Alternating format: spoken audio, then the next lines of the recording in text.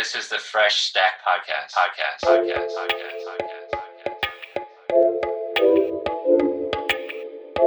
After it was all over, we took us in the house and served us pancakes. 3,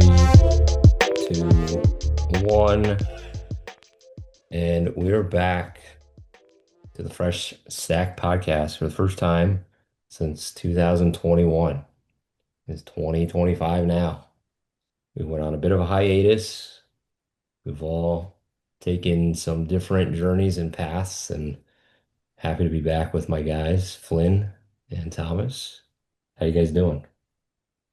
Excellent, man. By the way, for the listeners, my name is actually Flynn Thomas. The middle name is Thomas, so used to Oh, have a lot of confusion around that. But yeah, we've been busy, and it feels like I can't tell if it feels like 10 years since we've last done this or if it feels like yesterday. Sometimes it's a little bit of both, but yeah, happy to be doing this.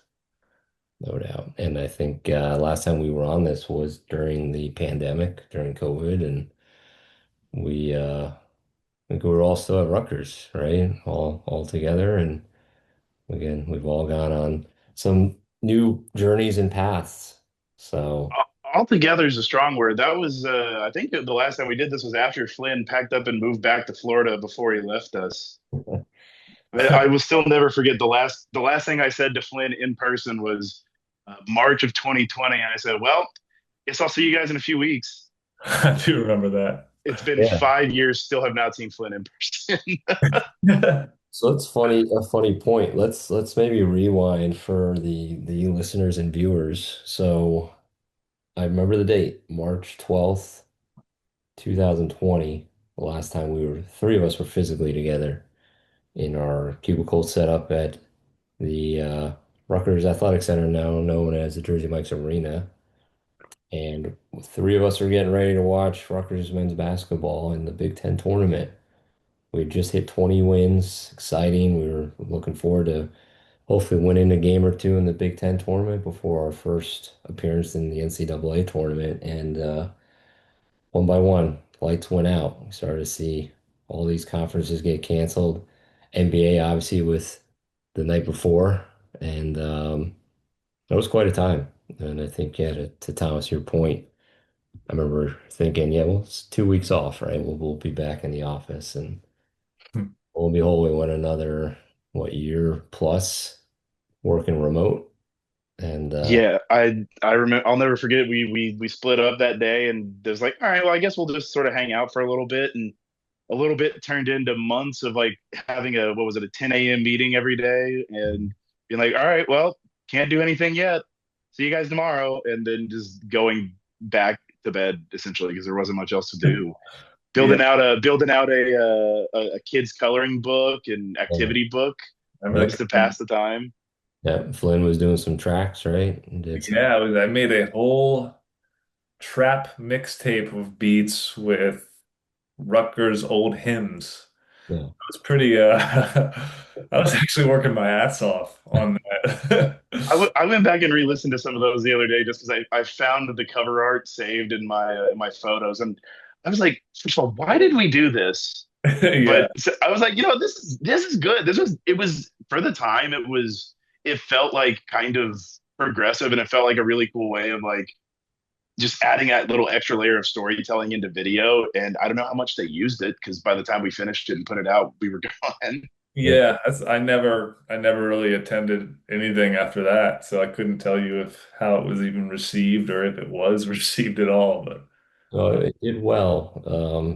There was, again, not much to talk about at the time, but people were receptive to it and loved it. And we've used it still today, right? We've used it on a couple pieces of content, Instagram posts with, some of the sound over top and music over top. And, it's classic, right? So I think it's great.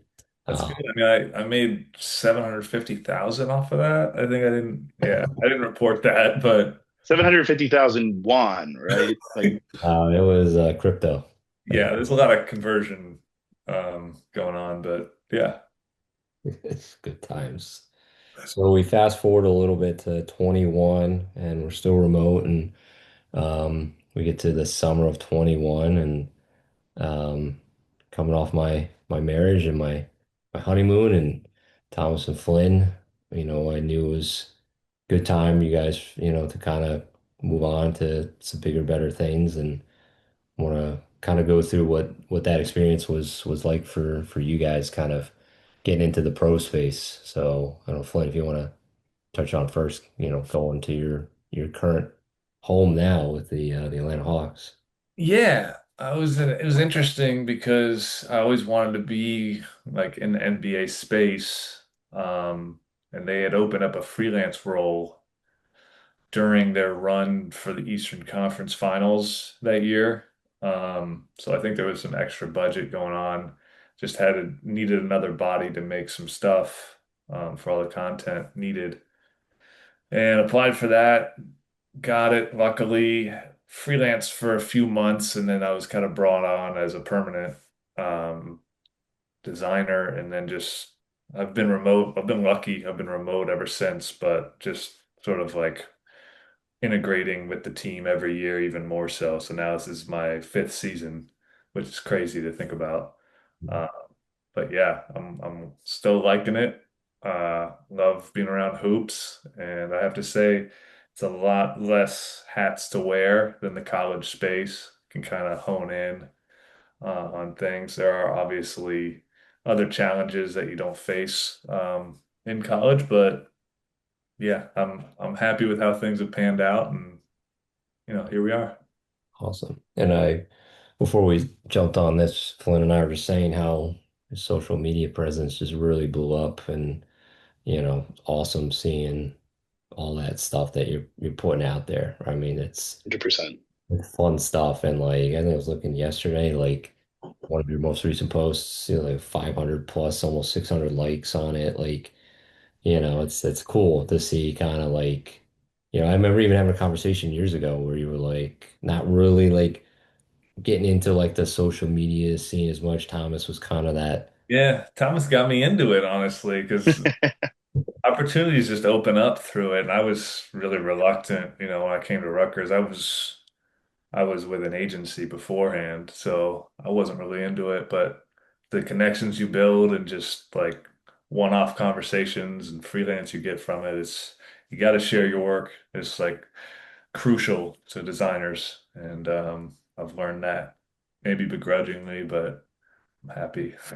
Yeah, no, it's been great, and your followership shows that. So that's awesome. And then Thomas, same thing. I know you went into the pro space and went into the Brooklyn scene and still up here in this neck of the woods and talk about a little bit about that experience. Yeah, before I dive in first, my favorite thing about any time I just see any post from the Hawks or Under Armour, whatever Flynn's working on, I can always see where Flynn's touch is on anything. Mm. The first thing I will ever remember about Flynn starting out was that he had so much of just not that standard sports style with his graphics. And that still comes through so clearly. And I think that's so important in what we do, especially at like the professional level, where it's so just like building campaigns and trying to connect to different places. And like the Hawks have such a unique brand about them. And I'm like, this is just that little bit of that Flynn dust all over it. Appreciate that. There's you can always tell. But yeah, right about the same time. I remember sort of the timeline of all of it. I had started interviewing and applying, and I got a job with the Brooklyn Nets, which I wound up taking. And remember, I took an extra week. I did a 3 weeks notice at Rutgers just so Andrew, you could go on your honeymoon, and there would at least be one designer in because I think me and Flynn turned in our 2 weeks of the same day. Yeah. It was right before your wedding, and I remember being at your wedding, being like, "I'm gonna tell this guy I'm leaving the team like next week. I'm about to just oof." Um, but yeah, so I took a job with the Nets, which was mostly to focus on digital and social, which was a blast. And I really enjoyed my 4 years there. It had its ups and its downs. It wasn't always perfect, but it was a lot of fun. I got to work on a lot of really cool, unique stuff. A job that came to me because of Twitter. So again, social media coming in clutch there. It was I got the chance to do a lot of different stuff too, just with our company owning the Nets, owning the Liberty, owning the the G League team, I mean, Barclays Center itself. So we had the chance to do a lot of really cool stuff. I got to shoot some Liberty stuff. I have a Liberty championship ring somewhere, which is insane to think about. Unfortunately, they did some restructuring to the marketing department at the company, and they laid me off back in September. But it's been all good. I was telling the guys before the call, I've been very fortunate to get some really cool freelance opportunities in the meantime while I'm still looking for other work potentially. Just trying to find a full time gig at some point. But I'm currently working on some stuff with like the Washington Wizards and the Capitals and some other teams in DC. I got some other fun projects that are brewing that I'm super excited about. But yeah, just going from the college space to the pro space was so. It was such a culture shock. Like Flynn said, you're wearing so many hats at the college level, and especially at a company like the Nets, where from the time that I started to the time that when I started, it was coming off the pandemic. They were starting to sort of revamp what they were doing for social and creative. And when I started with the Nets, I was hired on as the third full-time designer at that point. It was me, two people above me, and then we had one freelancer who's now full-time. Now, with how the company's grown, I think that, well, if they hire all the positions that they have available right now, I think there's going to be 15 designers on staff. It is, and then there's project managers and there's all this other stuff. So, you know, watching how that grew and the social team grew as well, like with at Rutgers, we're taking photos of games, we're doing media day stuff. By the time I left with the Nets, there was I only shot games when I asked if I could, and they had extra equipment lying around, just like to stay fresh on photography, just because that's something I still really enjoyed doing. I wasn't having to do all these extra things. There's a lot of stuff where I was like, yeah, we'll just hire a freelancer or something like that. So budget being bigger definitely made life a little bit easier. But it's a very different environment. I remember too, several times that I was at Rutgers thinking, man, these pro teams have really boring brands. Like, what are we doing? Like, this feels like they could do so much more, especially when you see what you see at the collegiate level. And then getting into it, I got my teeth knocked in a couple times. Like, okay, yeah, this makes sense. Where it's your work is going so many different places, so many more outlets, so many different sizes, and so many more people are touching it that you have to sort of like be a lot more efficient with what you're doing, not in like a productivity sense, but just like how you're using your space and how you're using all the different elements you have. Yeah. Yeah, and PSA for all those listening, we have a website going right now called hirethomasnorthcutt.com. Yeah. Make sure you check that out. And Tom is a TikTok wizard, so it's an added bonus. Content, no matter what kind, I do my best at it. Guilty cut, right? Social platforms somehow. It's crazy. Well, the space as a whole, like the sports creative space has really changed. I think you guys have sort of outlined a little bit at the pro level. I think, on the college level, still being in that, right? And I kind of mentioned this to Flynn, now this NIL thing and where that's going is interesting. There's a lot of schools around the country that had a big sort of starting point and splash, back in 21 when this all started in 22. And, LSU was one of those schools that really did a great job, and Ohio State's, and you name it. And we, now with our new leadership, we kind of did a new, splash with our NIL, and excited about it on our end, and what it's gonna, what it's gonna bring, and the infrastructure that we have in place and will continue to put in place. But um, that being said, right, it's interesting now to see we're not just here to create for 24 sports, right, in the Rutgers space or any college. Now it's sponsored content, it's revenue generating ideas, it's athlete specific content, right? Because now these athletes not only getting rev share, and the schools have up to $20.5 million to distribute to student athletes, but there's also sort of the traditional NIL where athletes can get direct deals with brands and sponsors, and it's kind of an interesting space, and it's a space I've started to gravitate into a little bit more in education. I don't know if I shared with you guys, I taught a class at Rutgers a few years ago. Got to be a little bit of a professor. So I taught 200 plus student athletes across every sport. Um, and it was an awesome opportunity and created a, really thorough deck on how to build your personal brand. And, I have a newer rendition of it and how athletes can monetize, their brands on social media to, earn some extra money and, brand placement and things of that nature. So, I think with that being said too, and just the sports space as a whole, what are you guys sort of seeing now in the future? I know we touched a little bit about, AI before jumping on the call, but what are your thoughts now in 2025 and going forward in the space? Yeah, I mean, everybody's got a brand now, right? It really, sometimes it's even based off your personality more than it is your skill set on the field or on the court. Um, it's crazy. I just think that overall the trends just move so much faster. It was like when we would build out creative at Rutgers and you look at trends, like some of that stuff would last years. And now it's like 4 months have passed and like these teams are doing some shit I've never seen before, right? So like how are we gonna adapt that into our brand and move on the fly and grow? And like I just think there's so many talented people now and they all have gifts to share and there's more ways to share it that it's sped up the whole process of like the train's leaving, you got to get on it or you get left behind, right? So there's more of a pressure and pressure makes diamonds.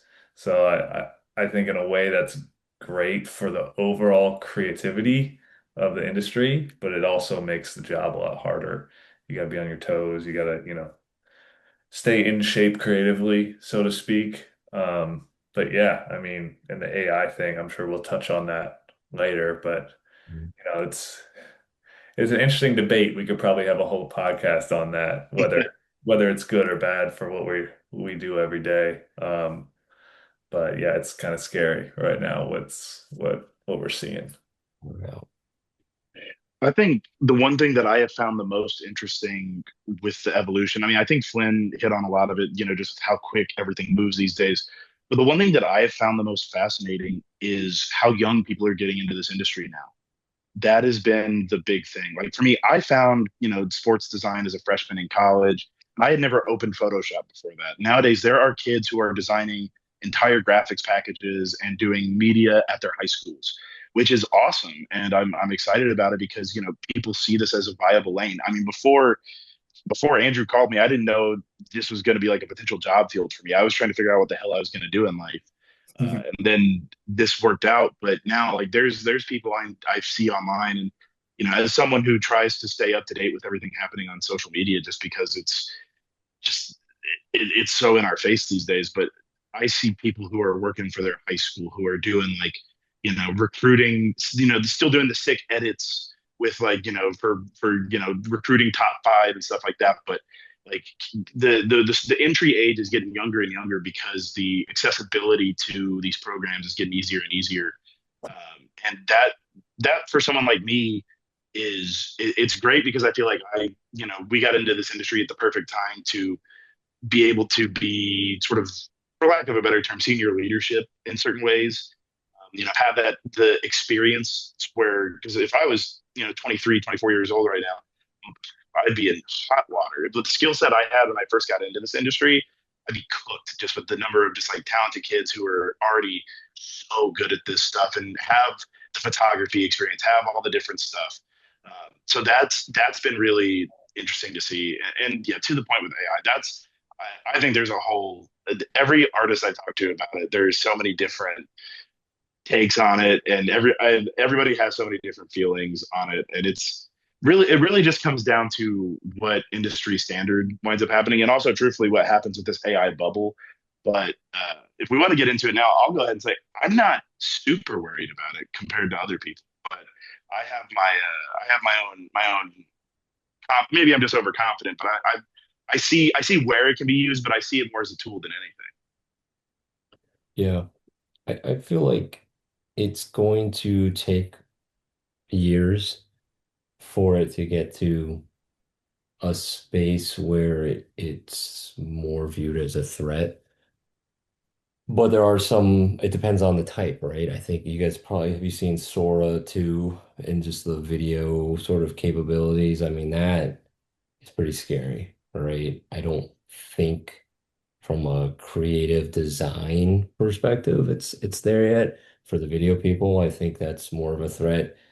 Case in point, you guys probably saw the Mac McClung, Yeah. that went out from the Pacers and people calling it AI slop and throwing terms around like that. And it's interesting, right? I think for even Adobe, right? There's all these new features we didn't have 5 years ago. We have GenFill, we've got neural Cutout. filters. The cutouts we used to do with the pen tool. Oh my God, crazy! And there were so many methods, and people comparing what was the best method, and Yeah. now it's so I much. still do. Yeah.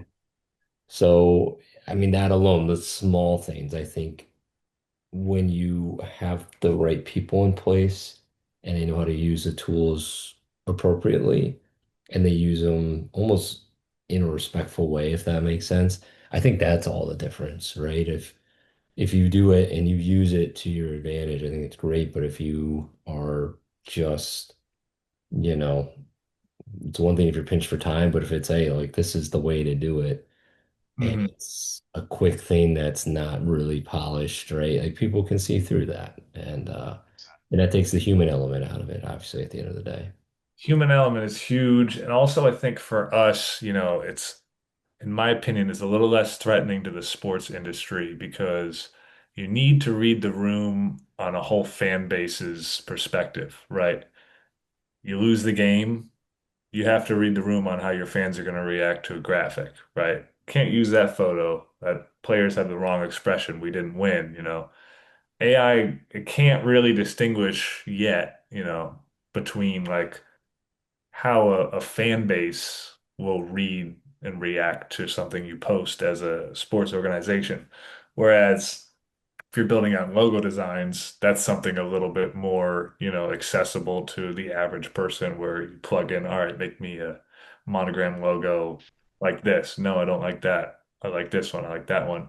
You know, you can sit there and do that, but sports is so fast paced and you really have to adjust on the fly to how your team's doing, the success of the team's slogans, how the city overall has been performing and everything like that. So I don't know. I'm curious, how do you guys feel about I'll go on social media and I'll see like I'm an AI artist and essentially they'll just be doing prompts and some of it looks Ugh. cool, but it's like how do we feel about that title AI artist? Like is it really It's an art. It's like I feel like the same way about that as people who say that they were like stock market experts when they were just doing forex. Like it's like no, it's a disingenuous take on what artist is. Sure, you can type a mean prompt, but in the end of the day, you're not actually doing anything innovative. You're just plugging words in, and somebody else is making the thing.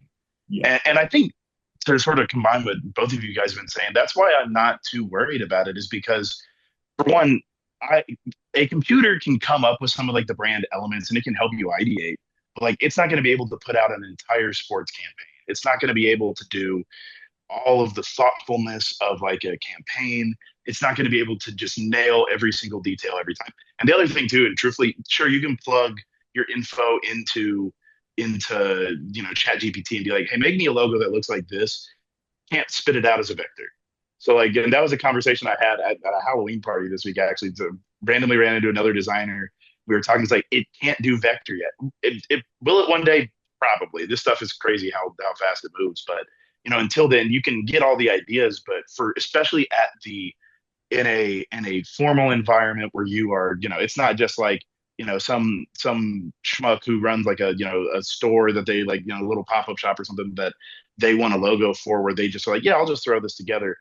or someone's personal brand. When you're working for an NBA team, when you're working for one of these, you have to have the thoughtfulness and the revision. You have to go through all those steps, and that's something that even if AI gets to be the best it's ever been, I don't think that that will ever be fully replaceable. And maybe one day I'll be wrong.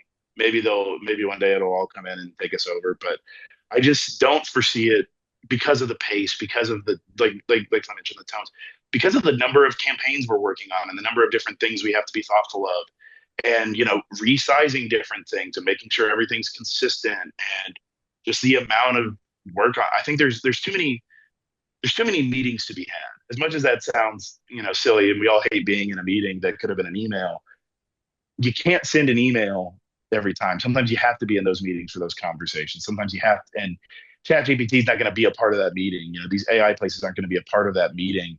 And that is such an important thing. Have those conversations, be able to truly discuss tone and understanding. And that's something to me that I don't think you can ever fully get rid of. Yeah, and I think at the end of the day, right, like content creative branding, all that is subjective, right? I think where AI really does well is obviously on the opposite end, right? When it's mathematical, it's facts based, it does well. The creative space is such a unique thing, and not only for it to get it to what maybe one or several people's preferences are, but to do it at a high level, a quality level. I think you guys both touched on it, right? Like there's so much quantity in what we do and study and research. As you guys were talking, I was thinking about when we went around campus at Rutgers and we did a study of the architecture and the elements and how we were going to bring that into the creative, right? I don't think we're anywhere close to AI being able to even think about or compute how to do that. So I think I'm more in the boat of where Thomas, like you're saying, is I think we're way off. I think it's a tool. It's a thing that can be used to help expedite the process in ways. Um, I think that's a benefit, right? But you got to have the right people to use it. And it's kind of actually a segue into a question I had for you guys, right? I think a lot of that also comes with leadership, right? And what are your leaders, saying, or who are they putting in position, to kind of help manage, the future of like AI, but in general, um, and as you guys talked about now in your newer roles and the pro level and the freelance and everything, what would you say as far as just leadership in general and kind of the impact that can have on a creative, um, as they progress through their career, right? And one thing I'll say before you guys answer, um, it's interesting to think about. I think we also had this conversation years ago, but you look at some of the what I call the OGs of the creative space, right? A lot of them that started off in the college ranks. Um, and they went on to either, mostly do freelance, full-time freelance. They've joined up as groups and they've done freelance. I don't think there's a lot of people at a super, super high level um, that's truly leading like a large, large group. But I'm curious, with that in mind and the AI and the future, like what are your guys' kind of thoughts now, in 2025, same thing with kind of the leadership of the creative spaces these days. Yeah, I mean, a good point to, sort of jump off is how you were our leader, right? I knew what to look for with my next job in leadership and red flags because we got to learn from you. No matter what was going on at Rutgers, you were always consistent and holding us down with, the structure, the values. We knew we were good because we were, under management of you. Um, right now I love the higher ups where I work as well. I think they're always trying to be open to, like even AI, like they have to remain open to that possibility of integrating it because, again, like an NBA franchise has a huge following. You have to be able to adapt to that trend. You got to stay ahead of the curve.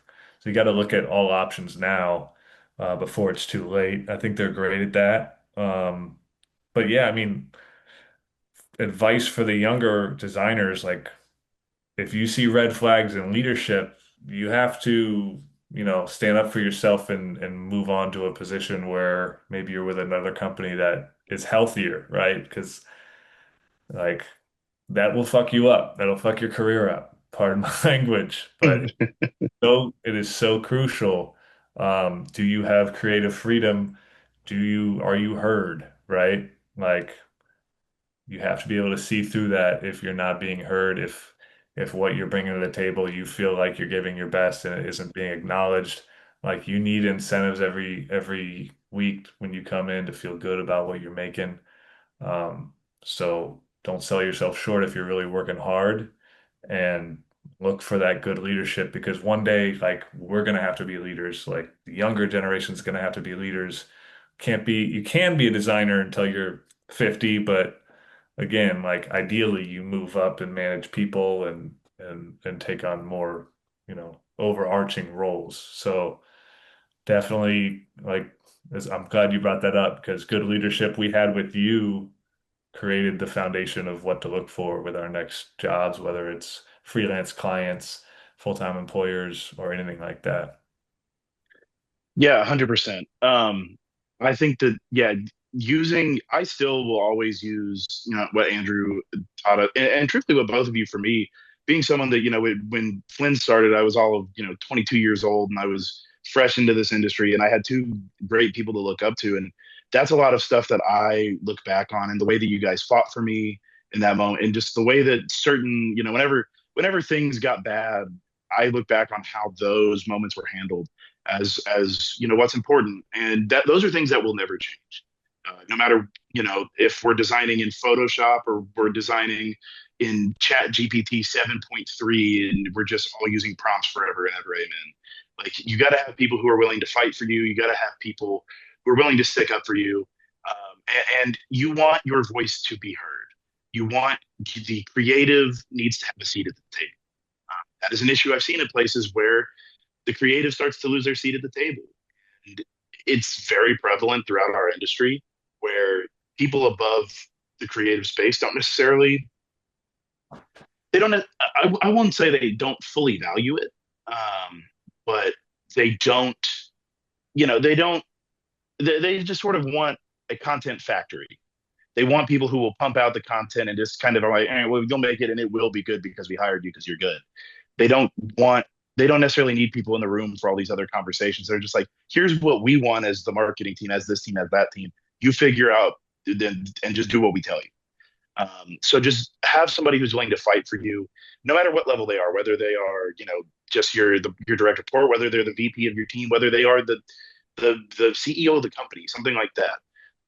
Trying to be very careful because Lynn said a lot of things that I smiled and nodded my head at for very specific reasons. And I don't want to throw shade at anybody because I worked with a lot of great people at previous stops, but there were certain things. There are moments in time where you just look back and you're like, oh, I should have taken this as the red flag that it was. And not from any of the people on any creative team I've ever worked on, they're great, but there's just certain moments where you look back on it and you're like, okay, yeah, I wish somebody had told me like, hey, this is what you need to be aware of. This is what you need to pay attention to it will make your life a lot easier if you know XYZ thing is happening, rather than just kind of be off in your own world. And that's something for me too. I would say to everyone is like, I'm someone who I always very much am like, you know what? I'm just going to kind of going to do my own thing. I'm going to stay in my lane. I'm not going to get any drama, any beef, anything like that. I'm just going to take care of what I need to take care of. And it should be good. But sometimes you need to have your nose to at least keep your ear out for those kind of things, just to be aware of what might be coming.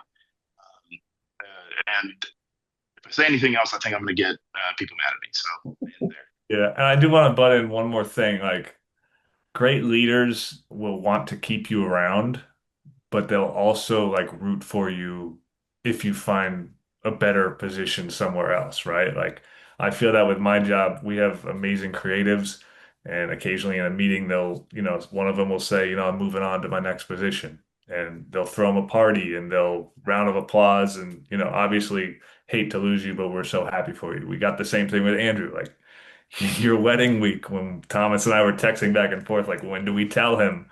Like, I don't think we were worried about hurting your feelings more so than like you Oh, I was worried about showing up to acting as Andrew's wedding knowing that he was going to be like, yeah, fuck this guy. He's leaving. Like, yeah, like it's not they don't take it personal. They want to build you up.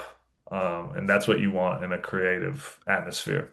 Yeah. and to bounce off that one more time, just like examples of that, even more so, there are some really awesome people in this industry that really are trying to build. Like I want to give a shout out to the people who I've been working with the Capitals and the Wizards at MSC, because they're people who are like, hey, we know you're looking for another job.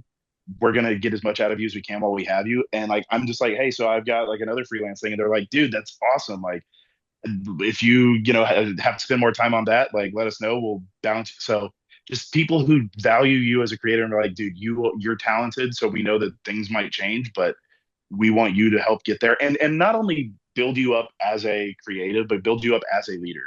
Someone who's willing to give you not just like the design skills, but those intangible skills that are like, hey, whenever you're in this situation, do XYZ thing. Like those are the things you really want to work Yeah.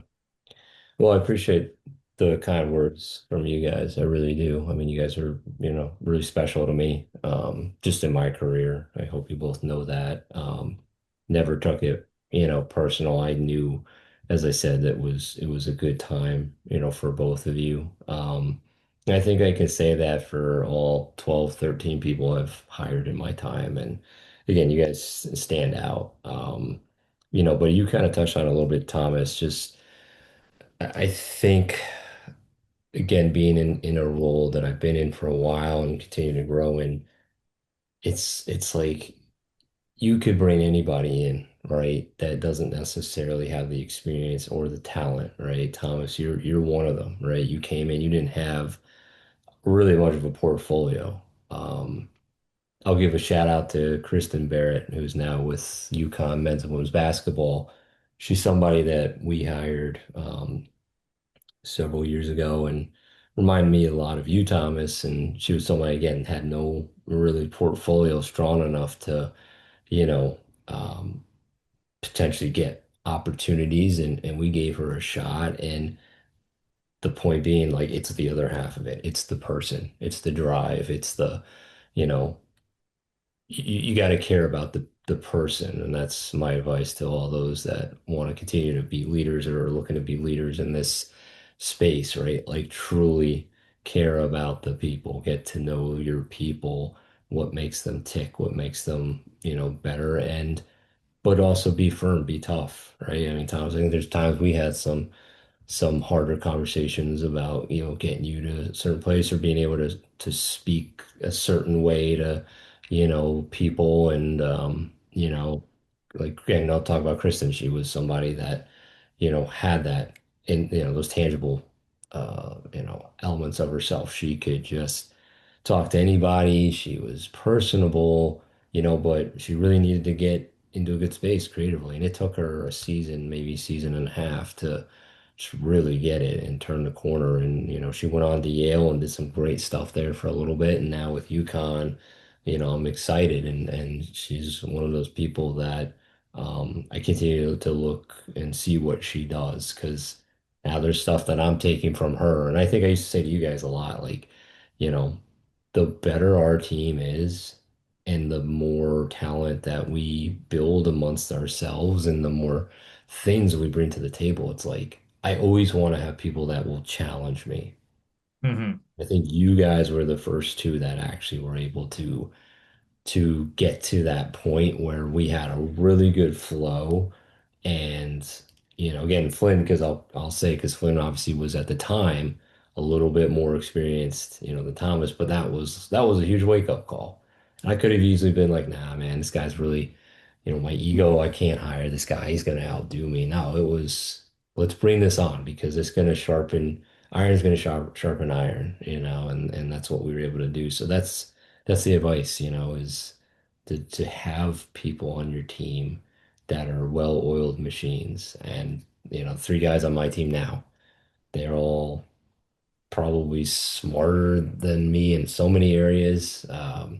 Creatively, like I'm not creating things as much as I used to, but they are, right? And it's stuff that it amazes me, what they can churn out. So Yeah, I think it's a it's a big part of it. Speaking of just kind of people, in general, who would you guys say is kind of popping off right now in the creative space? Yeah, I mean, I figured this would be our fresh stack segment, but Um, hey, Wait, wait, wait, how- wait. Before we go any further, I feel like we need to take an ad break right now. This might be the time for that real quick. Then yeah, we can jump into this section. if we gain any younger listeners out of this who don't know who us three old heads are, we do have a unique variety of ad space available, and a lot of people buy it up. I When was news came out that we were coming back after a 4 year hiatus, I was blown away at how full our inbox became with some very just with some very special sponsors that I will I never forget. I had texted you guys and they said this shit is crazy. I mean, it was like pouring in. And I've got maybe 100 notes in my computer right now with just the scripts they sent me to read off. So I'll pick a couple. So here we go. We are supported by sourdough beds. Does your bed take up too much space in your room and does it lack warmth? Well, the new sourdough technology is thinner than a book. But once you plug it in, the mattress leavens, much like a loaf of sourdough bread fresh out of the oven. Not to mention, this new technology warms the bed and gives off a bread aroma. It feels like you're sleeping in a bakery. Adjust warmth and fragrance levels to get it just right. And guys, they sent me one of these. It's fantastic.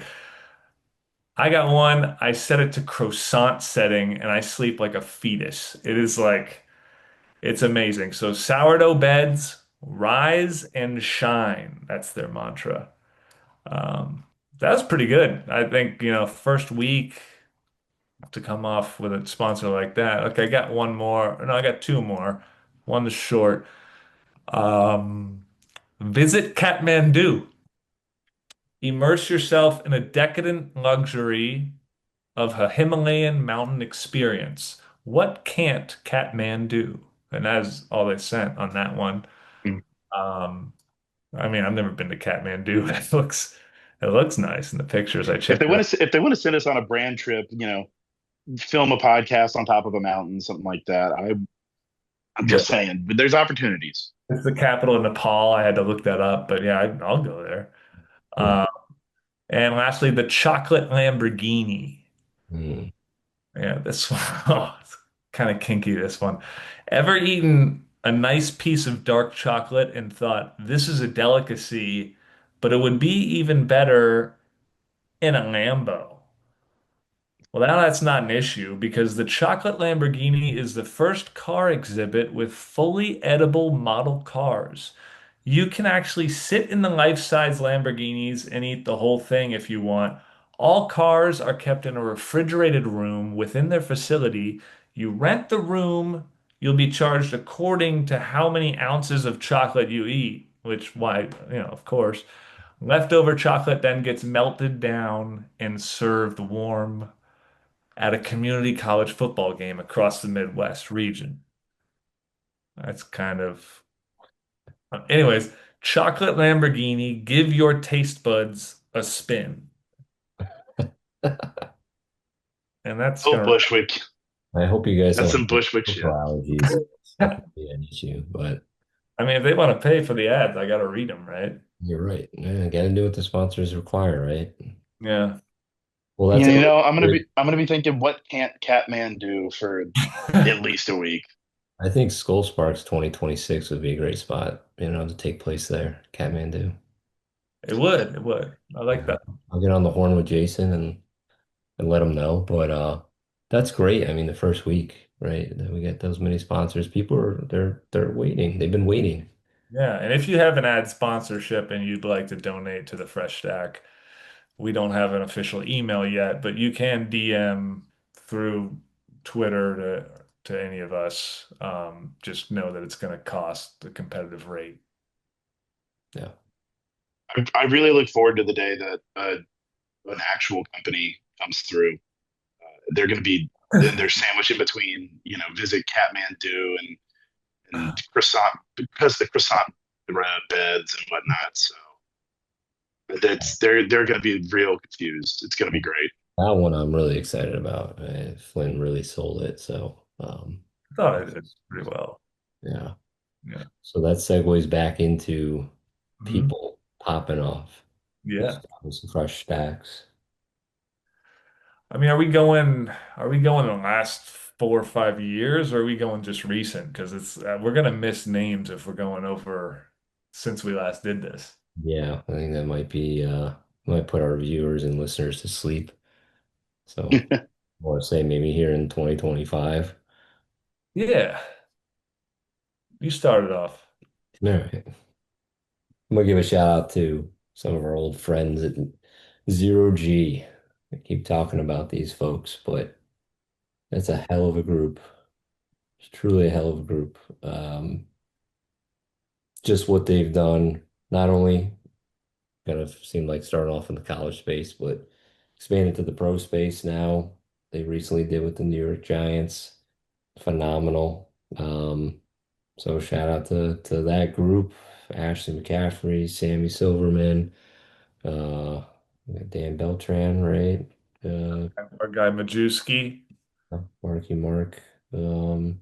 Few others. Sorry if I'm missing some names, but that's a good group, and that's to me in this sports space. They're setting the bar high, for a lot of people, especially the younger group, to attain to, right, to get to that level, And I think again, one last topic on the leadership part, like I think if you can get your people looking at the highest level, this is what you should be aiming for and outdoing, that's the model, in my opinion. And I'll give one more shout out. Another good friend of mine. Shout out Chris Cherizopoulos. Yeah. Again, a workaholic in a great way. Amazing stuff that he does. A lot of great clients. His stuff has been impressive. He and I have been, really close for probably the last 5 years, and especially during COVID, we did talk a lot and what we were working on, and that guy's talented. I mean, he can kind of do it all. So, and he's done some freelance for us. So he's a hell of a guy and very smart, creative guy. So shout out. So I'll head back to you guys. What do you got? Go for it, Thomas. I was about to say I've got one that he always winds up being someone I shout out, and but it's just because of the kind of work that he and his team put out, but also the leadership qualities that he has. Friend of the show, Evan Ford at Tennessee, just somebody who every single year in and year out, puts out really high quality, thoughtful, well done content. Also does a great job building out amazing campaigns, uniforms, entire setups for an entire athletic department that just feel really thoughtful. He's now going into this entire shift from Nike to Adidas, and he and I have someone, we've talked a little bit about it, but how they're sort of gearing up for all of that. But on top of that, I think one thing that, as much as I love to give him, credit for just how good all the content and all the graphics are, he's also someone that, to our conversation, is a great leader. He's someone that brings kids in as interns and puts out talented, competent designers. Off the bat, I know that one of his interns, he had me speak to his intern team a few years ago. And amongst the group, they had one guy who's now a designer for the Tennessee Titans. They have another one who I can't remember her name, but she is working on stuff for the local like USL team in Knoxville, so soccer league in Knoxville. They put students in places to succeed, and that is one thing that, I mean, you see it with a lot with what Andrew does. You've seen it a lot with just a handful of colleges back in the day with I think it's South Carolina and Purdue, just kids showing up to school there and coming out on the other side really talented creatives. But Evan is someone that, when I think of people who are doing all they can, not just as a talented creative and still making dope stuff, but building up that next wave of designers, he's someone that I'll give him his flowers until I've picked the earth clean. Great pick. Yeah. I mean, you can't really go wrong with any of the OGs and there's so many to name. I'm gonna go a little bit more that have popped up on my timeline a little bit recently. So I got two. One is Shauna Howell with BYU. Mm, Oh, yes. Um, So, just the wave I've seen her make in the college. You know, I'm not in the college sphere as much anymore other than freelance. But seeing her also share her techniques and like teaching young creatives how to do things. And again, for young creatives, when people share PSDs with you and are so generous to do that, try to, not use it verbatim. But like I've seen some people just verbatim use what she shared, but like her technique is so unique and just like what she's done with that brand and really put it on the map in the social space. Um, really all cohesive stuff, just really, really cool stuff. And I think she might have come from like Disney or something. She's from like I was not necessarily straight from sports. I think she's done a tremendous job. And then also I'm kind of searching their Twitter names, but Grady Design, he's for MLB. And yes, yes. yeah, I think he's joined more recently. I'm not sure how old he is. He could be my age, he could be a lot younger, probably a lot younger. But like some of this stuff he's pumping out, like, damn, this is wild. Like the treatments on his MLB stuff for the World Series, just the variety and like it's humbling stuff when you look at this. Like I gotta step my shit up. Um, I'm just looking through it right now. And one thing we'll do, what we've been talking about doing is we might do little short videos of the three of us kind of sharing our screens and going over graphics. We used to kind of just shout out pieces and stuff every week, and now we might do deeper dives. But yeah, shout out those two creatives, really pushing us. awesome. Yeah, we're really, I think the quality across the board has also elevated substantially since we last did this. Would you guys agree? Yeah, Oh, yeah, yeah, oh yeah. Even just to how like little things in like you mentioned, like just how players are treated in photos, how little elements are being used. What was a big graphic 5 years ago is just a part of the everyday now, and I love the challenge. It drives me insane some days, but I love every time I get on my phone or get on the computer and I see something and I go, damn it, I got to get better at this stuff. I love that feeling and seeing how many insane talented creatives with just insane skill sets are out here now is and I love it. And I think one thing too, to Flynn's point, that it's something that I hope I can talk about more, even if it's on my own personal channels at some point. One thing that Shauna does that I love for her is that she's sharing her techniques. That's something that I see so often, especially I know I'm probably more on TikTok than I should be, or either of you are, but I see one really cool thing today is it's so easy to get your work out in front of more people. I mean, when we were first starting together, we were all tweeting our hearts out and doing whatever. But now with TikTok, you post one thing and it'll blow up. Anybody can have something blow up. But one thing that I always see that I'm always like, hey, we're so close as a community is people be like, here's my layer breakdown, and here's what I did, and you're like, then I did my player treatments, then I added text. I'm like, how'd you do it? Why don't you take it one step further? Like if we have that one extra little bit of skill sharing to be like, this is what I did to make it look like this. These are the blend modes I use. This, that, or the other. That is one thing that I really I love seeing out of the design community because it not only is it make everybody better, it pushes everybody to be like, all right, now I got to figure out how I can take this and improve. No doubt. It's a great yeah. point. Love that. All right. Anything else you guys want to touch on our first episode back? We all have beards. It's kind of cool. One's had it the longest, so But we're yeah, I think the last time that we were on a call, I maybe had a goatee. I don't think this stuff wasn't even connecting the last time we did this. And I saw the photos that we put out when we first launched the podcast of headshots from when I was 22, 23 years old. Oh, God, we need to update that stuff so bad. You haven't you've let that grow since then, right, Thomas? Haven't touched the beard at all. The beard touched a little bit more than some of the other stuff going on. Hmm, I like it. I could just see a nice like silhouette of Thomas right now. Like a But cool logo. Like a little jersey patch. That'd be kind of cool. Yeah. if anybody wants to build that out for me, so I don't feel too self-indulgent, then I would. I've already shouted out my social channels 17 times in this. You know how to get it to me. You're like a combination of like Woody Harrelson and White Men Can't Jump, and then like I don't know, Rainey Johnson. That's kind of what I'm vibing getting from you. I like I it think though. I'm going to take that as a compliment. So thank you. It is Solid. unique. I like it a lot. All right, well, it was good to be back with you guys. Um, we're gonna let's get this out there, and we'll look forward to getting, I guess hopefully some people back on here, right? At some Yeah. point.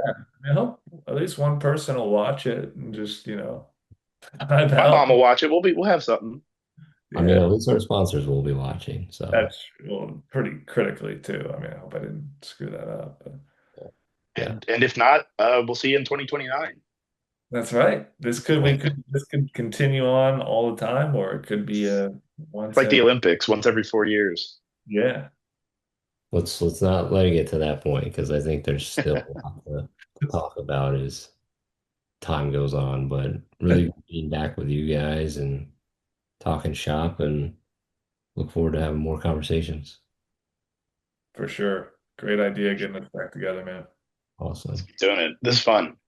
All right. Till next time. Thank you for watching and for listening.